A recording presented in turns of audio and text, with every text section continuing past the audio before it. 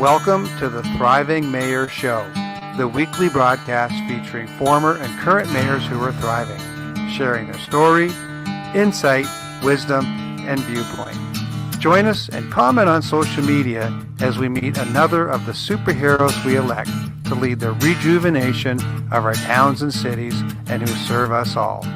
Visit www.thrivingmayor.com to learn more. Here we go. Good morning, everyone. It's Michael Hubicki, the host of the Thriving Mayor Show. It's July the 14th, 2021, and this is episode 29. And I'm super happy and honored today to have our guest from Tel Aviv, Israel, Anat Banin, who's an architect and an urban designer. Hello, Anat. How are you today? I'm great. I'm thrilled to be here. Thank you. Oh, and on such short notice, too, I really appreciate your flexibility in making time in your busy schedule. Well, it was meant to be, I think so. I think so. Yeah. Just so everyone knows, this episode was pre-recorded, but it will air live on July 14th at 10 a.m. Eastern on Facebook and YouTube. And I always welcome social media posts, comments, questions, and I'll do my best to answer those and pass any along to Anat as well. We'll begin this episode by honoring the land and the indigenous peoples who've lived here from the beginning. I'm grateful for the opportunity to live here in the Bay of Quinte and thank all the generations of people who have taken care of this land for thousands of years. In particular, I honor the ancestors of the land, the Anishinaabeg and Haudenosaunee peoples. This territory is covered by the 1783 Crawford Purchase. Anat Banin is curious about where we feel at home and why we feel better in some places more than others. She wants to build great neighborhoods that people wholly connect with, places where they feel especially at home. Trained in Rhode Island and New York, but now working in Israel, her work spans interior design to city planning. In the past few years, she has focused on training for city planning committees on policy reform. Her work in architecture and urban design over the last 20 years ranges from small interior renovations in private homes to working on teams on entire neighborhoods and cities.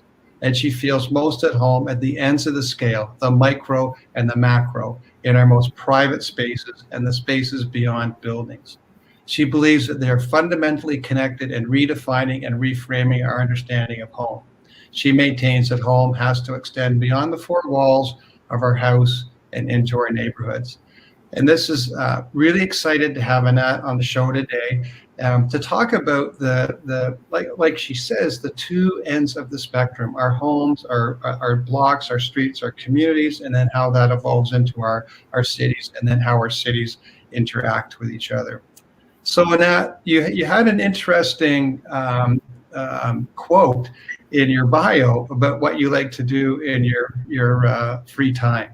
Can you share that a little bit about that with us? Sure. I discovered a term a few years back called tsundoku, which is a Japanese term for collecting books that that collect on the shelf and you don't necessarily read. And I'm guilty of that guilty pleasure. I love books and I don't get to read them all, but they're there for future readings. Yeah, and I think so many of us fall into that same guilty pleasure.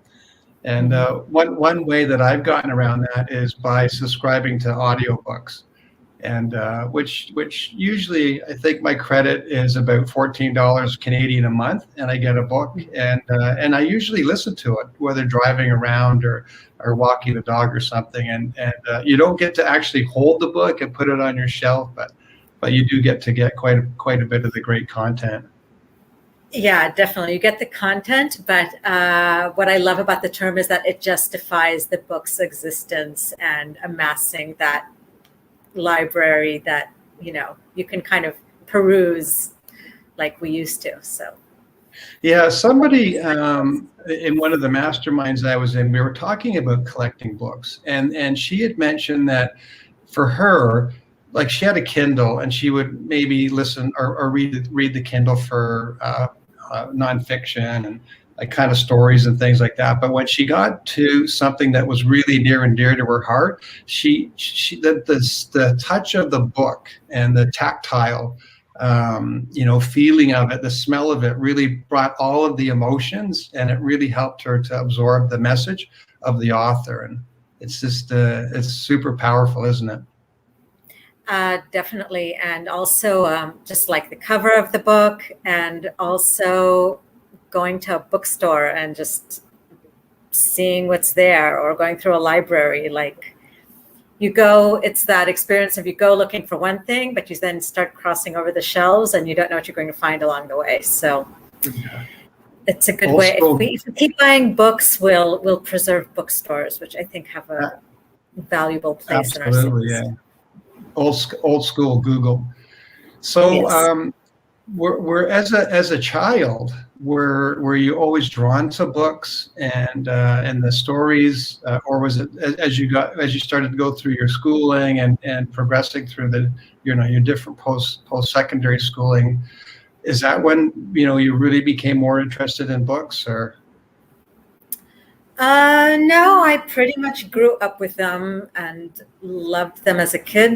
I mean, once upon a time, we used to ride our bike to the library. We had a library card and checked out the books. And so that was a thing that I liked doing as a kid. I guess I was a little bit of a bookworm. And all the way up through college, especially when I got into college, it was like a whole new thing because there were just so many books.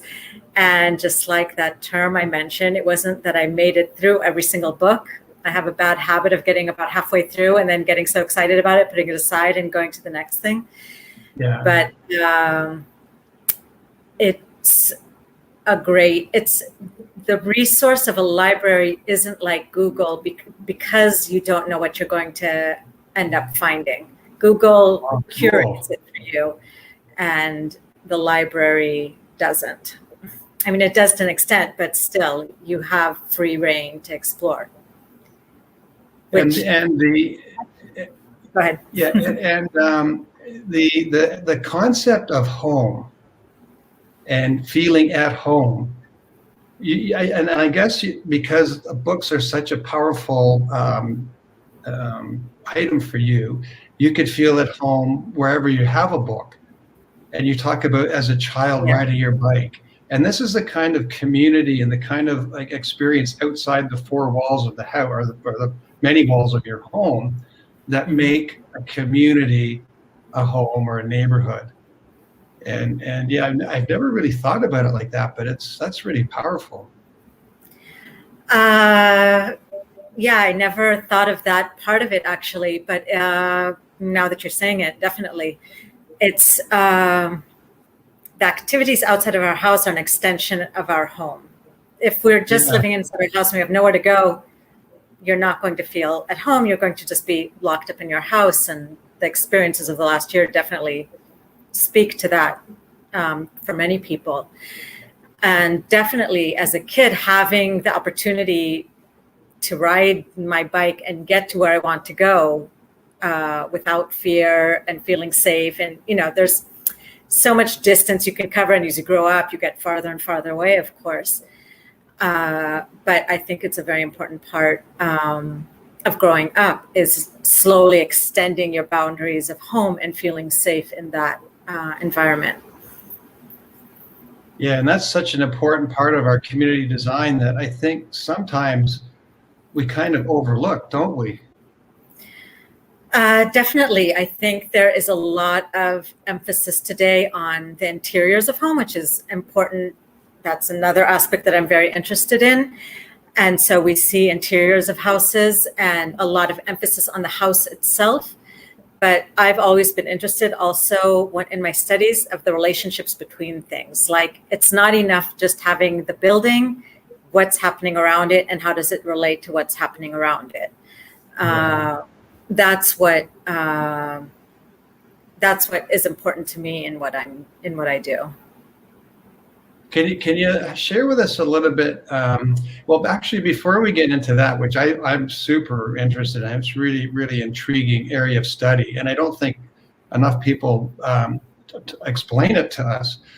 But like, go back a little bit into your schooling, and was there a light bulb moment somewhere in your past that you decided, yes, like I'm interested in architecture, but it's not quite the right thing. And urban design, I love it, but it's not quite the right thing. And I had a similar story starting in engineering, and it didn't really resonate with me. And I thought about architecture, but architecture to me was too confined. It was one spot, one building, or a cluster, maybe a campus. But that's when I decided to try landscape architecture, which is much more like look at the whole canvas and then how all these other pieces fit into it. And it's a very holistic design. And I recall in your bio you talked about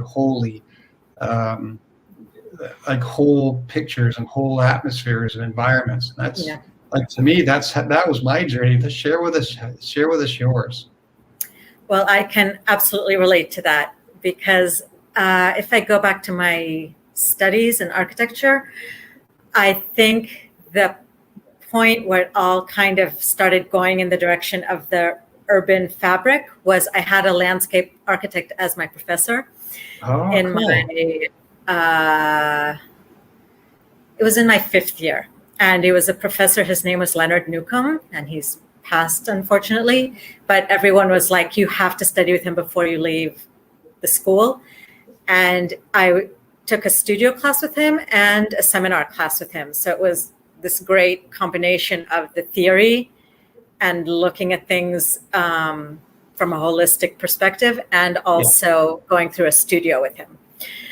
And that was the whole point of the studio. Our project was to build a museum for Robert Smithson in the Fens in Boston. And we spent half the semester just studying the area and studying, like we weren't even getting to the design. We were just doing all the background work and looking around us and what are the implications of that. And when we got to the final crit, it was a lot about the effects of what we're building on the surroundings. And just this whole perspective of look around you and look at what it's doing to what's around you. And he just opened up all these new ways of looking at things. Also in the seminar, there was lots of movies, landscape sculpture, all kinds of things like that. And it put together for me what I'd been interested in all along was the spaces and the relationship between things. I never had a style. I never created forms, or I wasn't very interested in the object I was creating. I was always very, very kind of disturbed by what was going on around me. And I started heading off in this direction of urban design, which was not an accepted thing in architecture school at the time because it was very object oriented. And so some of the professors kind of stopped talking to me in my last semester because they were just like, you're not doing architecture. What are you doing? Because it's just like big plot of land and, what do you do with this place? Fortunately, I had one professor that took me on for my degree project, Peter Tajuri. I'm calling out these people because I'm very grateful for them giving me these opportunities. Oh, please do. And that led me to going on to my master's degree in urban design, which is that in-between space between city planning and architecture. It's the joining of both of those. Yeah. And, that's where I found my heart. I love the study of urban design, and we, quite often in our projects, I've worked in a smaller engineering, landscape architecture firm of 400 people, and then up to a big firm of 80,000. And always love to work on interdisciplinary teams of city building and town building, where we had an urban designer, because the perspective was so closely aligned with mine as a landscape architect. And the engineers, I think, really placed a lot of value on the discussions that we had and the perspectives that we brought to the table, and the architects. But mostly the engineers. And our projects were always so much better for it. Our clients liked it. Our, the mayors and councils had a much easier time in moving them forward, and yeah, really interesting. Definitely, because it really is the connecting link. I mean, if the architect's job is the building and the construction and the structures inside that ecosystem, the city planners have the 30,000-foot view, and then kind of that meeting point between the land and the building and what goes on in between them is where it all happens, as far as I can tell. It's the section. And so it's a really important meeting point between all of them. And then what was your thesis project? That was, I had no idea what I was doing. I pretty much, I didn't even want to do a degree project, but my advisor was like, just, try to do it. Go ahead, pick the things you like and put it together. So I went to school in Providence, and there was this huge kind of landfill site that had this whole history of being built up over the years. It was a drive-in, and then it was something else, and then finally it was like a sewage treatment plant. And I think by the time I got to it, it was just like empty. It was huge, like way beyond the scale that I knew what to do with, but I was fascinated by this piece of land and what could you do with it. And I also had a fascination with walls and kind of interconnecting things. So I called it a chimera, this combination of, kind of disparate elements. Okay. And I kind of started from there, and I ended up, there was a casino at first that finally got off the map. It's ended up being this kind of, actually this thing having to do with sustainability and like how you do like this treatment, but through sustainable methods, through plants and so forth, through these pools and kind of this landscape architecture kind of project. So kind of remediation, bioremediation.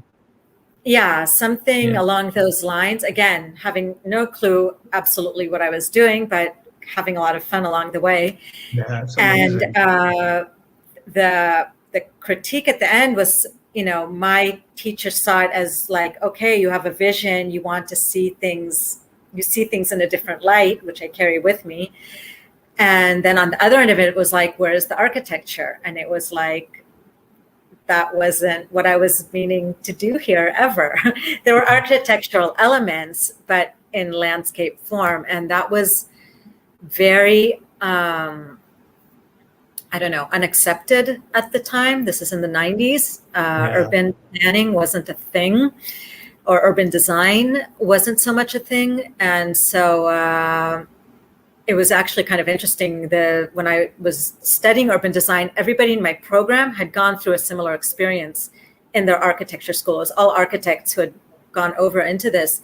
And we all shared this experience of no one understood what we were talking about and didn't accept it in our first degrees, which was, I doubt that would be the case today because we've made a lot of progress, but it was kind of interesting to see that happen in one place. Yeah. And on our call earlier today, you were telling me about one of your other passions is helping people feel at home in their home. Or can you explain that again? Because it was really wonderful the way you explained it, and then we can elaborate that and extend that out into the quality of space and cities. Well, somewhere along the line, doing my work in all different scales, one of the things I discovered as I was working on small projects in homes and interior design and so forth, there's a lot of backtracking because people don't really know what they want and they expect the architect to solve the problem for them and give them all the solutions. And there's a gap usually between, let's say, the way I see things and the way the client sees things. And inevitably you get the project stops in its tracks or they backtrack and you have to go through the permit process again. Sometimes it's not so bad, and it's fixable. Sometimes it ends up in divorce, like all kinds of things happen along the way. Yeah. And the sense I got was that there's just a lack of clarity into what do they really want from home at the end of the day. And I think a lot of times it's a lot simpler than people give themselves credit, but they buy into images we see and what is expected from home. And if you just would, if they would stop a second and consider what really feels like home to them, it Yeah. might be as simple as reupholstering the couch. It might be also blowing up the kitchen or moving, but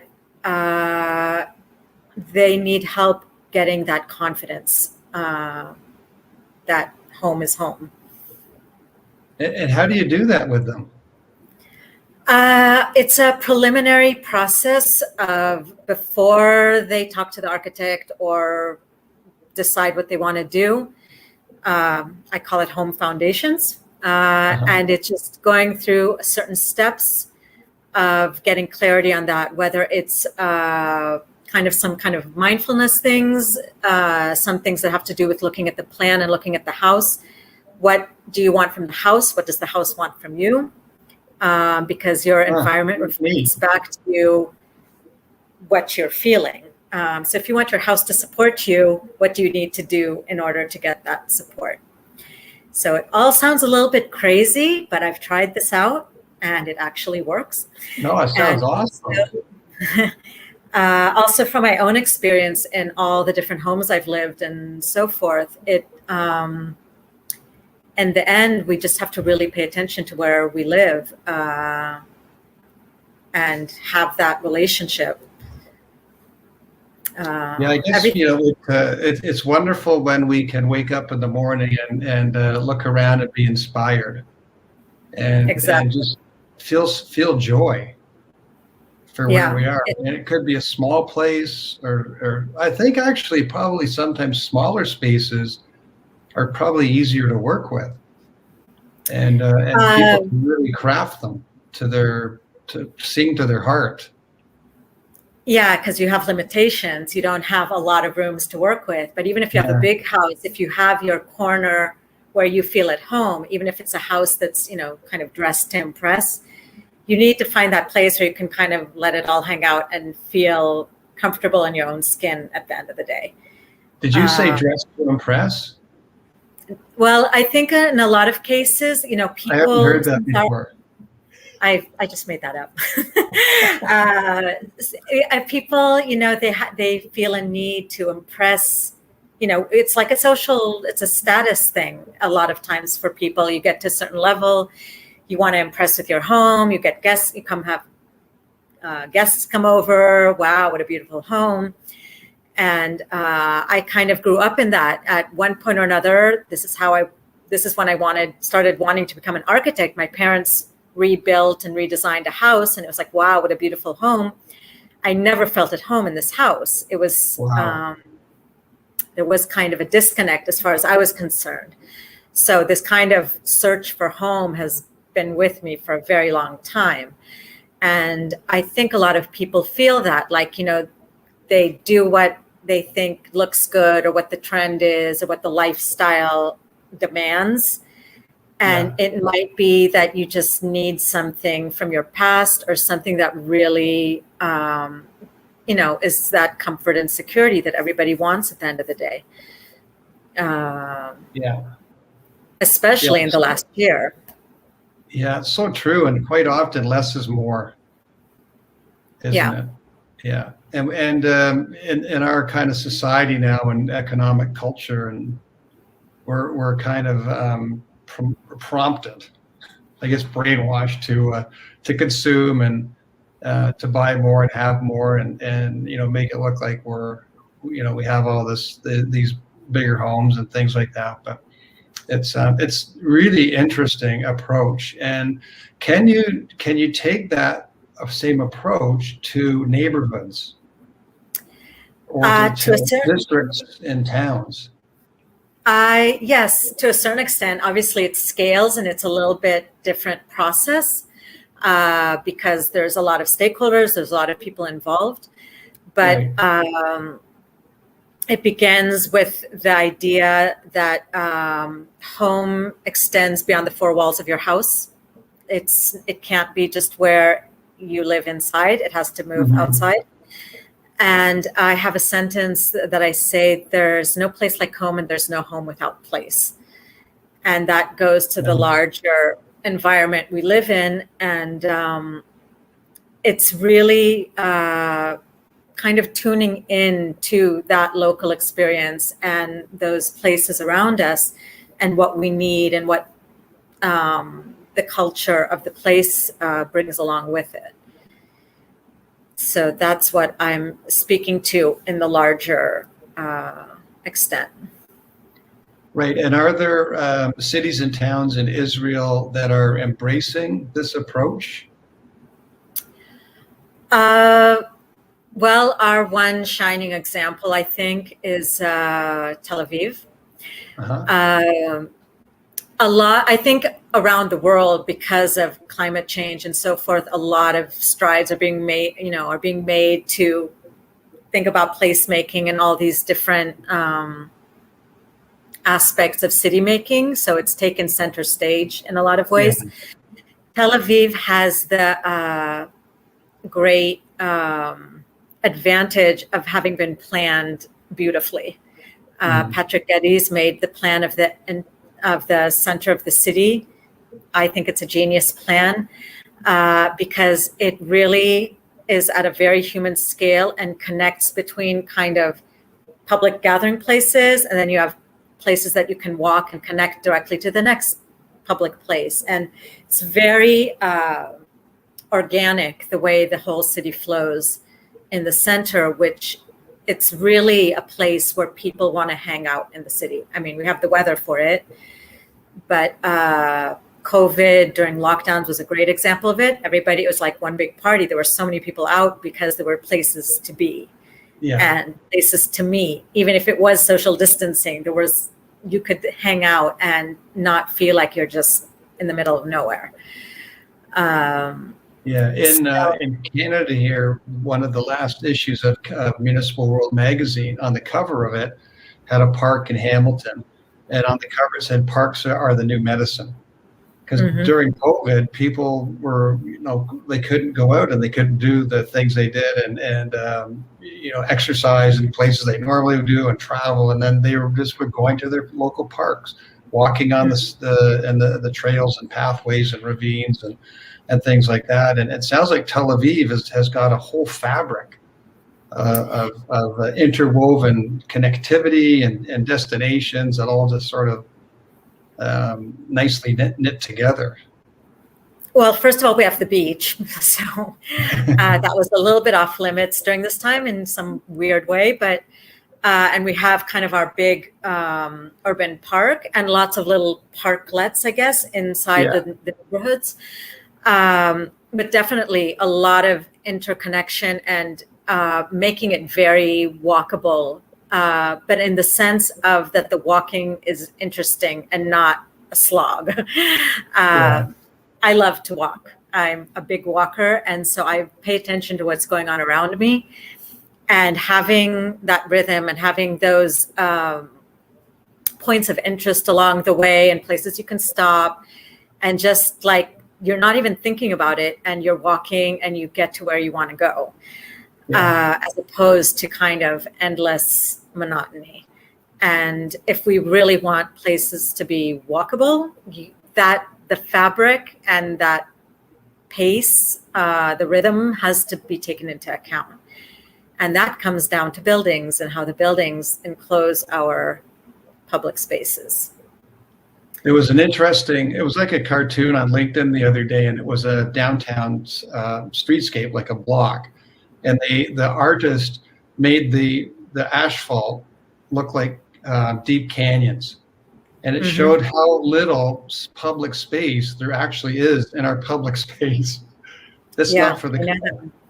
There's a little sliver of sidewalk, and then there's basically this deep cavern.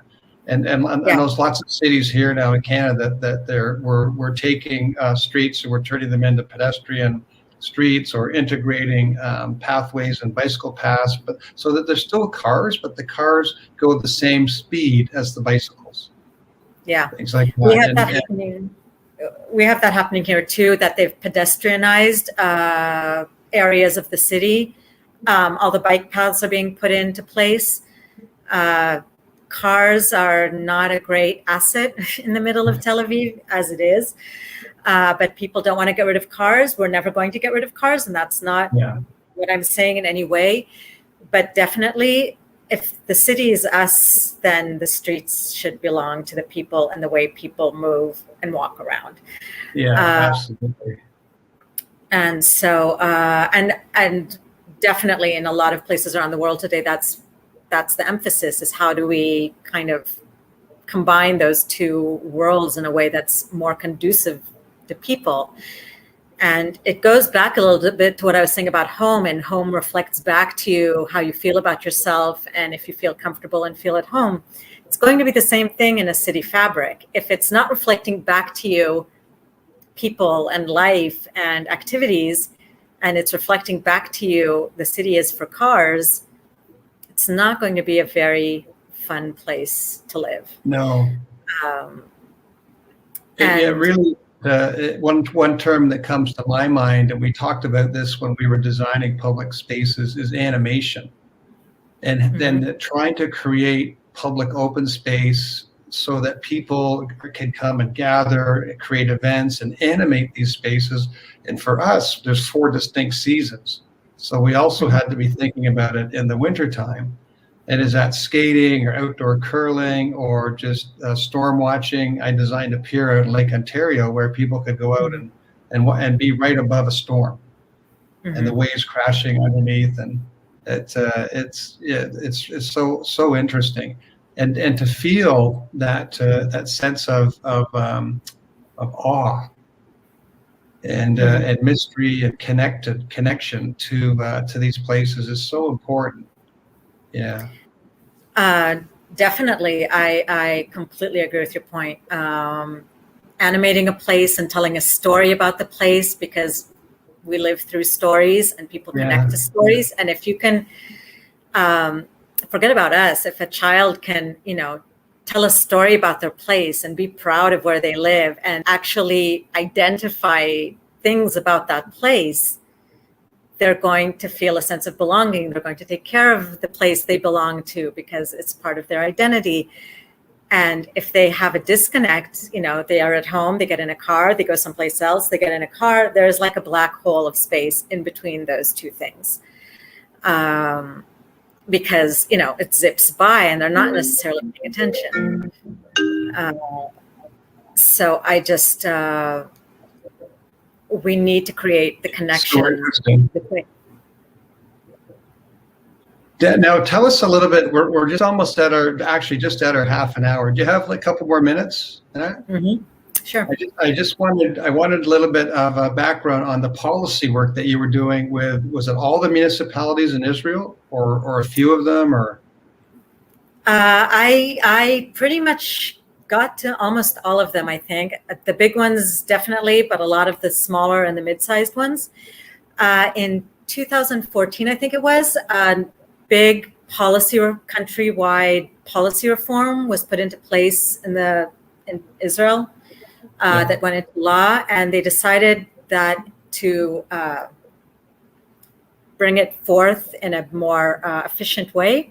The best way would be to send out people to give talks and workshops about the new laws and the reforms to the city building commissions, to mayors, to the city engineers, city architects. And it was, it's now coming to a close, but it was very, very active for about 5 years of going around to every single municipality and giving these workshops, and then giving specific workshops for specific topics to whoever it may be. And to get everybody on board, help clarify things, let them complain about things, ask questions, let out some steam, because there's obviously a lot of frustration around these things always. And to gain trust between the national government and the city governments, so that we could all make progress together to make better places. It was a very challenging and interesting process, and it shed light on just even if we think of this as just one big blanket thing, every municipality, every group is completely different and unique. There was just no way to just say one like blanket statement about everyone. And it's challenging work. They have a lot of issues, and mayors have a lot on their plate, and definitely the building committees do too. Yeah. Um, And need a lot- when you went into these municipalities, were you working with the elected officials or the administrative staff, or combinations, and the public? There were all kinds of combinations. I was mostly working with the building committees on different aspects of it, some of Okay. the administration as well. And here you could tell it was like night and day. Cities where there's collaboration between the mayor and their building staff, or just the city government in general, tend to make great strides because there's a vision and they Yeah. make progress. When everything is kind of falling apart, it has a lot to do with lack of teamwork, not a clear vision. Everybody's kind of, off on their own little path. It Yeah. doesn't work well, and it's really black and white. I don't remember any situation where it was just kind of like a halfway thing. It was either everyone full speed ahead or just a mess. Yeah. So. And are you able now to take that experience and bring that forward to help communities now impact change? Well, right. What I'm hoping to do, the thing that I've been trying to develop, one side of it is the home and working in the private sector, but also with developers, because I feel that they were kind of the missing link in that whole process. They're the ones building, they're the ones taking the risks. They're the ones determining on what the landscape, cityscape looks like at the end of the day. They have the mayor's ear, and we need a win-win situation where developers are getting return on investment, but building places that are good for people, good for the city government, and putting forth the vision of the city. And so I would really I know there's progress in that in some places. I would really like to see more work done in that area of collaborating between those forces. Interesting. Sounds like we might have a collaboration here moving forward. Yes, hopefully. Yeah, that's a great concept. And sometimes developers are think that it's well, I guess it's the financing part of it, the institutional financing. It's like, what's the return on investment? We have to follow the formula. But if we say, okay, well, there's other ways of measuring success. Exactly. Like climate adaptation, and sense of place, and quality of living, and walkability. And is it good for kids? Is it good for seniors? Things like that. And if we start to bring these different metrics more into the mix, then we start to get these more rich developments. Not And rich more money, but rich experience. And it creates more opportunities in the future for more development and smarter development. I believe, if you do it in the right way. At the end of the day now, I don't think we have a lot of choice. I mean, we're stewards of the earth, and everybody knows the situation we're in. Like, developers, to me, have to be the visionaries along with the mayors who, it's kind of, these are the people who are determining the way most people are going to be living in the future. Yeah. And they need all the help they can get. And we are all supposed to be on the same team. It shouldn't be, developers bad, mayors bad, or want to get pitted against one another. Working together, I think they can create much, much better results. Yeah, that's amazing. Wonderful vision. Anat, and I wholly embrace it as well, and the work that I've done and trying to do. And congratulations on your initiatives, and I know you're going to be super successful. And if there's anything that I could do along the way, I'd be more than happy to pitch in. Well, I really hope we find a way to collaborate in the very near future, because we're on the same page. It's kind of like talking to the mirror right now, which is a joy. And so I really appreciate this opportunity, and it was a lot of fun. Yeah, a lot of fun. And we'll definitely keep in touch. And thanks again on such short notice.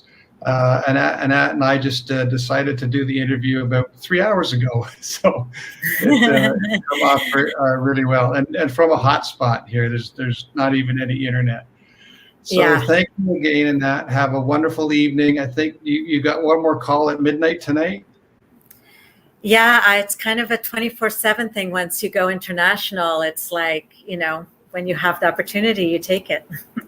Yeah, wonderful. Well, don't stay up too late. I'll try not to. Yeah. All the best. Okay. And thank you everyone for watching, and we'll look forward to seeing you next week. Take care, everybody. Thanks again. Bye-bye. Okay. Bye-bye. Thank you for joining the Thriving Mayor Show. Make sure to like and share, and tell your friends and colleagues. Mayors are awesome and are the change agents to enhance the quality of living for over 80% of us. Remember what Coach Wooden said, you cannot live a perfect day without doing something for someone who can never repay you. Much love and peace. Until next time.